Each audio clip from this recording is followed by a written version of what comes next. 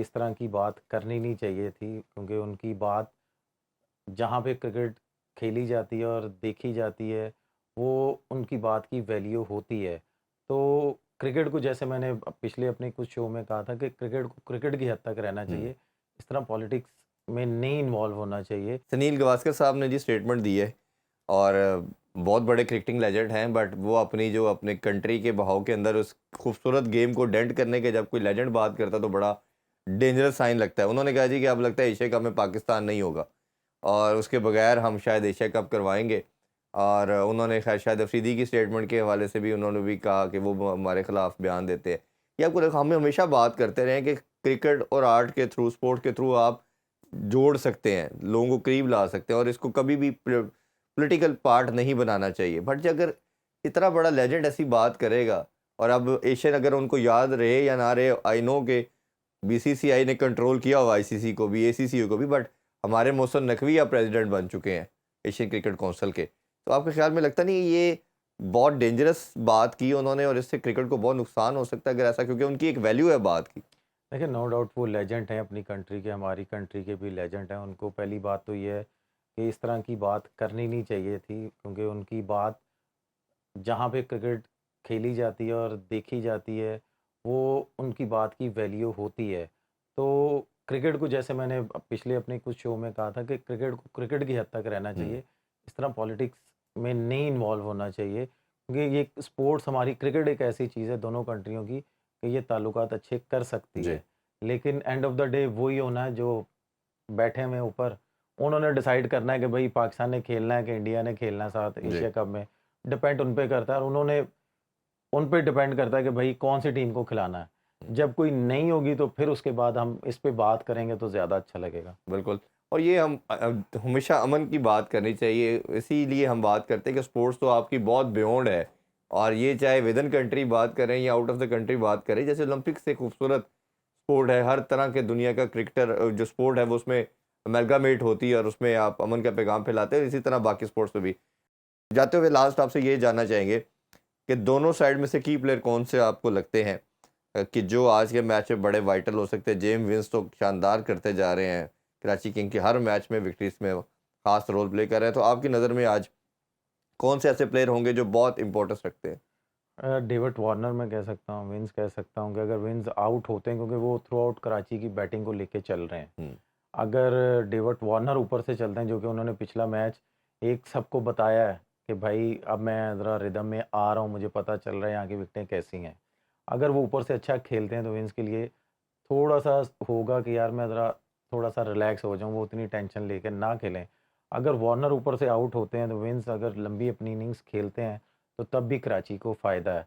लेकिन अगर लाहौर को अगर मेन टारगेट करना चाहिए, हम्म। नो डाउट वार्नर बड़ा नाम है, उसको और विंस को टारगेट करेंगे, तो लाहौर के लिए बहुत आसान होगा मैच जीतना। और दूसरी साइड के लाहौर कलंदर की तरफ से आपको कौन से लगते हैं, कौन से ऐसे की प्लेयर हैं जो आज के मैच में बहुत वाइटल हो सकते हैं? अ, सबसे पहले तो मैं फ़खर को बोलूँगा कि फ़खर अगर थोड़ा-सा लंबा जाए, जो उसके साथ राइटी ओपनर है, उसको आप नईम कह अहमद। नईम अहमद, उसको फ़खर ये बोले कि यार आज के मैच में मैं ये चाह रहा हूँ कि मैं थोड़ा-सा स्टे करूँ। नो डाउट उसकी अपनी गेम है, हम्म, हर प्लेयर को पता होता है कि यार मैंने कैसे खेलना है। अगर फ़खर क्रीज़ पे रहेगा, फ़खर सिर्फ़ ये उसको बताए कि इनका मेन टारगेट मैं हूँ। तो मैं थोड़ा-सा ये कोशिश करूँगा कि मैं थोड़ा-सा विकेट पे स्टे करूँ। दूसरे एंड पे या जब भी आपने सामने जाना है ना, तो आपने इनको कैच करना है। आपने इनको हिटिंग पे लेके जाना है, आपने सर्कल यूटिलाइज़ करना है। ये दोनों की प्लानिंग अगर होगी, तो मेरा ख़्याल है कि अगर दोनों ओपनर मैं उनको बोलूँगा, और दूसरा आप कह सकते हैं जो उनका विकेट कीपर है इंग्लैंड का, सैम बिलिंग। वो ये दोनों 3 प्लेयर मैं उनकी तरफ से कह सकता हूँ। तीसरा सिकंदर रज़ा का कहना चाह रहे होंगे। सिकंदर सिकंदर रज़ा ने जिस तरह खास तौर पे देखिए तीनों स मैचेस के अंदर रोल देखिए प्ले किया। सिकंदर रज़ा तो माशाल्लाह एक प्रॉपर पैकेज है ना, कि हुँ, उसको आप बॉलिंग करवाएँ, बैटिंग करवाएँ, फील्डिंग आपके सामने वो। हुँ, अगर सिकंदर रज़ा को सिकंदर रज़ा पे अगर मैच गया ना, तो आप ये कह सकते हैं कि लाहौर के लिए थोड़ा-सा मुश्किल है। हर मैच में कोई लड़का परफ़ॉर्म नहीं करता, हुँ। और जिस तरह की भी वो परफ़ॉर्मेंस दे रहा है, अल्लाह ना करे, मैं तो चाह रहा हूँ कि वो इस मैच में भी परफ़ॉर्म करे। अगर ऊपर से क्लैप हुआ, तो सिकंदर रज़ा के लिए मुश्किल हो जाएगा। और वो खास तौर पे जिस तरह सिकंदर रज़ा ने मैचेस जिताए हैं, अब तो लाहौर कलंदर ने उनको टाइटल भी दे दिया है कलंदर का सिकंदर। तो ये एक बड़ी ज़बरदस्त चीज़ है, और ख़ास तौर पे उनकी परफॉर्मेंस से जिस तरह उनकी टीम जीतना शुरू हुई है ये बड़ी वाइटल है।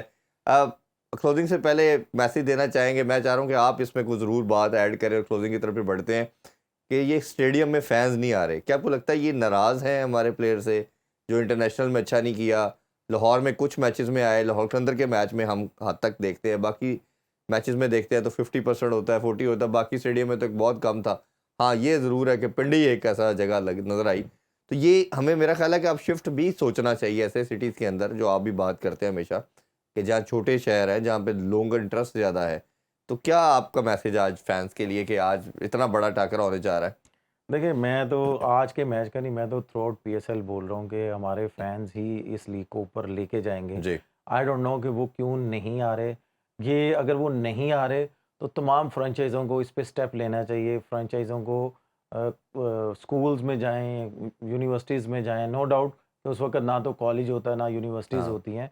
अगर वो स्कूल वालों को रिक्वेस्ट कर सकें और इस उनको लेके आएँ ग्राउंड में, या क्राउड को कुछ ऐसी एक्टिविटी हो, जी। अगर फ्रेंचाइज़ नहीं कर रही तो पीसीबी ये फैन, सोचे। बेसिक मकसद है फैन एंगेजमेंट आपने मैं वही बनानी है। बता रहा हूँ ना कि हुँ, पीसीबी को फिर चाहिए ना कि वो कुछ ऐसी एक्टिविटी रखे कि फैंस ऑटोमेटिकली आए कि नहीं यार आज हुँ, एक्टिविटी है।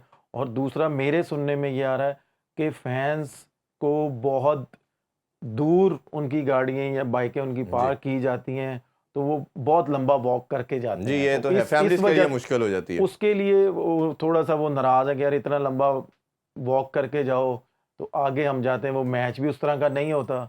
और ये हम हमेशा अमन की बात करनी चाहिए, इसीलिए हम बात करते हैं कि स्पोर्ट्स तो आपकी बहुत बियॉन्ड है, और ये चाहे विद इन कंट्री बात करें या आउट ऑफ द कंट्री बात करें, जैसे ओलंपिक से खूबसूरत स्पोर्ट है, हर तरह के दुनिया का क्रिकेटर जो स्पोर्ट है वो उसमें अमेलगामेट होती है और उसमें आप अमन का पैगाम फैलाते हैं, इसी तरह बाकी स्पोर्ट्स में भी। जाते हुए लास्ट आपसे ये जानना चाहेंगे कि दोनों साइड में से की प्लेयर कौन से आपको लगते हैं कि जो आज के मैच में बड़े वाइटल हो सकते हैं? जेम विंस तो शानदार करते जा रहे हैं, कराची किंग के हर मैच में विक्ट्रीज में खास रोल प्ले कर रहे हैं, तो आपकी नज़र में आज कौन से ऐसे प्लेयर होंगे जो बहुत इंपॉर्टेंस रखते हैं? डेविड वार्नर मैं कह सकता हूँ, विंस कह सकता हूँ कि अगर विंस आउट होते हैं क्योंकि वो थ्रू आउट कराची की बैटिंग को लेके चल रहे हैं। हम्म, अगर डेविड वार्नर ऊपर से चलते हैं, जो कि उन्होंने पिछला मैच एक सबको बताया है कि भाई अब मैं ज़रा रिदम में आ रहा हूँ, मुझे पता चल रहा है यहाँ की विकेटें कैसी हैं। अगर वो ऊपर से अच्छा खेलते हैं तो विंस के लिए थोड़ा-सा होगा कि यार मैं ज़रा थोड़ा-सा रिलैक्स हो जाऊँ, वो उतनी टेंशन लेके ना खेलें।